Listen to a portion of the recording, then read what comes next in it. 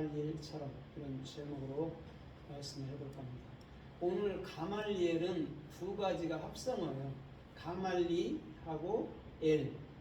그럼 가말이라는 게 뭐였죠? 가말, 기멜, mem, 라메드, 요드. 이게 뭐라 했죠? 낙타죠. 낙타. 낙타는 누구를 위해서만 살아요? 주인을 위해서. 그렇죠?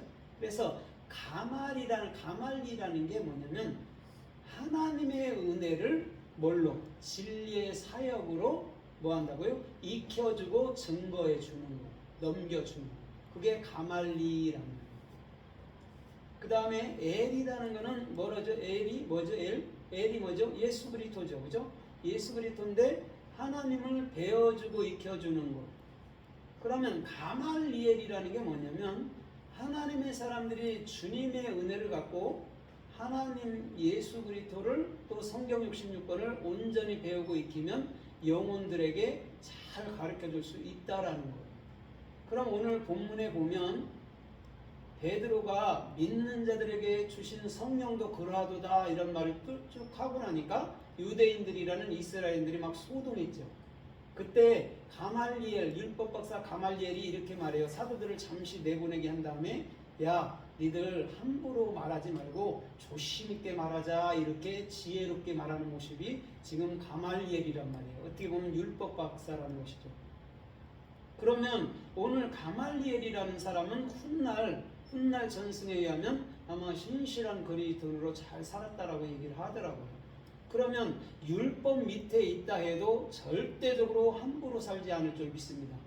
왜냐하면 율법을 온전히 안 사람들은요 절대 함부로 남을 판단하거나 정죄하지 않는다라는 거죠. 그러면 내가 율법 아래 있었다 해도 주님은 나의 주인이셨다는 거죠. 가말리엘의 주인이셨다는 거죠. 그런데 우리가 참으로 율법의 입법자가 돼서 율법을 가지고 사도들을 판단했다면 오히려 그 화는 자기들에게 있었을 것입니다. 그래서 지금 가말리엘이라는 율법 박사는 굉장히 지혜로운 사람이기도 하다라는 거죠. 그러면 오늘 가말리엘이 또 성경에 어떻게 쓰였고 어떻게 말씀하나 우리가 좀 상고하면서 살펴보도록 하겠습니다. 사도행전 22장 3절에 보면 사도 바울이 이렇게 고백해요. 나도 길리기아 다소 지방에 있을 때 가말리엘 밑에서 내가 율법을 배우고 내가 율법을 따라 살았다라고 분명히 자기 자신을 가말리엘 여러분 참으로 그 율법학자한테서 배웠다라고 분명히 얘기해주고 있어요.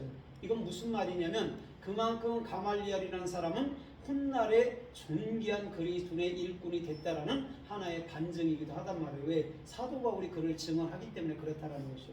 그럼 오늘 잘 보세요. 오늘 내가 하나님의 은혜를 알면 그 주인을 위해서 사는 것이고 만약에 하나님의 은혜를 잘못 알게 되면 절대 주인을 위해 살지 않냐고 주인을 이용해서 자기 배나 채우는 자가 될 거예요. 그게 여러분은 참으로 낙타라는 부정한 동물들이 하는 거란 말이에요. 그러나 진짜 부정한 동물들이 그 율법의 박사가 돼서 정확히 율법을 복음으로 알아서 오늘도 주님을 위해 산다면 무엇을 하든지 어느 곳에 가든지 주님께 영광이 되는 그런 신실한 일꾼이 될 줄 믿습니다. 아멘. 그래서 율법의 종로로 타느냐 아니면 복음 안에 돌아와서 자유함을 갖고 사느냐, 이 둘 중에 하나가 반드시 저와 여러분들의 삶 속에 있어야 된다는 거죠. 그래서 이사야서 11장 8절에도 1절로 8절에도 뭐라고 그러죠? 거기에 보면 젖된 아이가 독사의 굴에 손을 넣어도 절대 물지 않는다라고 얘기해 줬어요. 여기서 젖된 아이라는 게 지금 가말리거든요. 그럼 젖된 아이라는 게 뭘까요? 율법에서 벗어난 자를 얘기하는 겁니다. 율법에서 벗어난 자는 독사의 굴, 쉽게 말하면 율법 소굴에 들어간다 해도 절대 율법으로 인하여 물리지는 않는다라는 거죠. 왜? 율법에서 벗어난 자이기 때문에 그렇다라는 거죠. 그러면 여기서 지금 젖된 아이라는 것은 분명히 신앙성장이 됐단 말이에요. 율법에서 졸업했다라는 얘기예요. 오늘도 저와 여러분들의 중심에서 마치 율법에서 졸업하면 마가복음 16장 15절로 17절에 말하는 것처럼 저 어떤 전가를 참으로 쏘일지라도 어떤 참으로 악한 권세를 밟을지라도 절대 상하지 않고 해하지 않을 줄 믿습니다. 그게 율법주의자들을 말하는 거예요. 절대 율법주의자들은 지지도 않을 뿐더러 그것들한테 해를 당하지 않는다는 거죠. 왜? 복음 안에서 이미 자유했기 때문에 그렇다는 거죠. 그가 젖된 자인 줄 믿습니다. 오늘도 저와 여러분들의 중심에서부터 가말리엘이라는 정확한 하나님의 복음을 알고 그 복음을 따라 살아가게 된다면 오늘도 많은 영혼들에게 기쁨을 주는, 많은 영혼들에게 참복음을 줄 수 있는 그런 훌륭한 일꾼으로 나타날 줄 믿습니다. 창세기서 21장 8절에 보면 아브라함이 이삭이 참으로 8일째 할례를 받고 또한 참으로 그 젖을 떼고 난 이후에는 대연회를 베풀었다라고 분명히 얘기해주고 있어요. 오늘 율법에서 벗어난 그때가 영원한 하나님과 나와의 하나가 돼서 오늘도 천국의 삶을 사는 그때인 줄 믿습니다. 그때 대잔치가 일어나는 거예요. 그래서 오늘도 저 누가복음 15장에 말하는 것처럼 오늘도 10드라마크 중에 한 드라마크를 잃은 여인이 밤새 찾다가 한 드라마크를 잃었을 때 그것의 기쁨으로 인해서 많은 사람들을 초청해서 잔치를 했다라고 분명히 얘기해주고 있는 줄 믿습니다.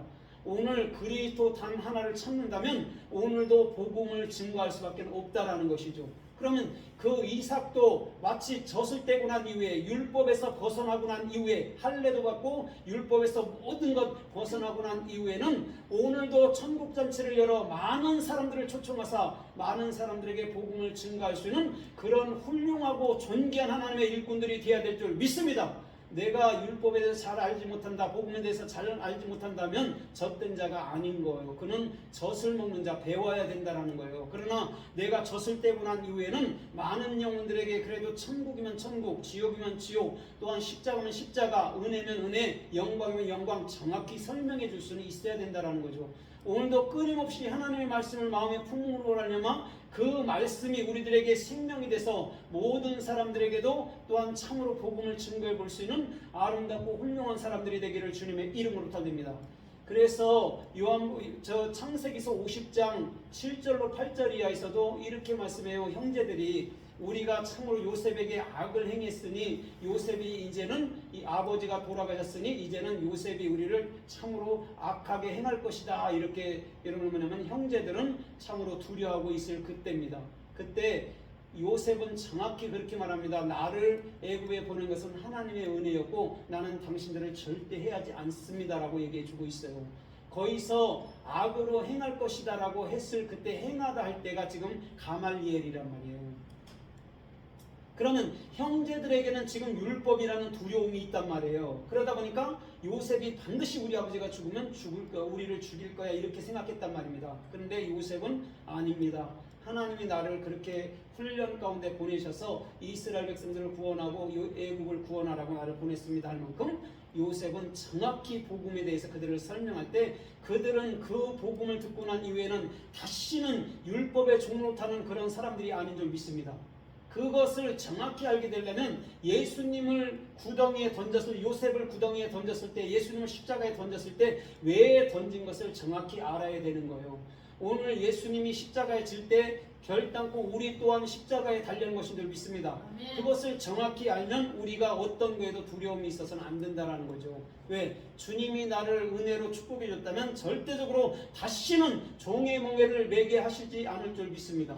우리 주님은요 그것을 말씀하는 거죠. 갈라디아서 5장에도 말하는 것처럼 종의 멍에를 절대 매지 말래요. 자유함을 주려고 너에게 자유함을 줬으니 절대 종의 종을 여러분들 죄의 종이 되지 말라고 그렇게 말한다는 것이죠. 오늘 율법으로 스스로 내가 율법의 두려움 때문에 종이 된다면 참으로 그 마음속엔 영원히 기쁨이 없을 줄 믿습니다.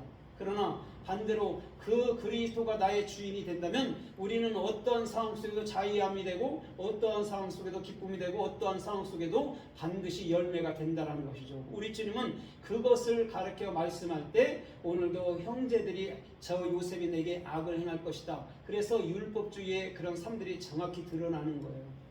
그들은 수없이 그 애굽에서 양식을 먹고 수없이 그 양식을 먹었어도 여전히 율법에 속해서 그 양식을 먹기 때문에 안에는 자유함이 없었다라는 거죠. 교회 나가서 나는 은혜를 받았습니다 말은 할지언정 실제 마음속에서 두려움은 절대 해결하지 못했다라는 거죠. 그러면 이 사람들이 그 율법을 먹고 마셨을 때 그걸 복음으로 이해하지 못했다라는 거죠.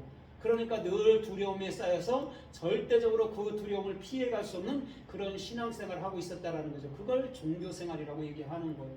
그 형제들이 창세기 50장을 지나서는 다시금 요셉의 해고를 갖고 난 이후에는 절대적으로 율법의 종로로 타지 않을 수 있을 줄 믿습니다. 그래서 신명기서 32장 6절에도 1절로 2절에서 3절까지는 하늘의 교훈이 내려오잖아요. 비처럼 풀잎에도 내리잖아요. 그런데 이렇게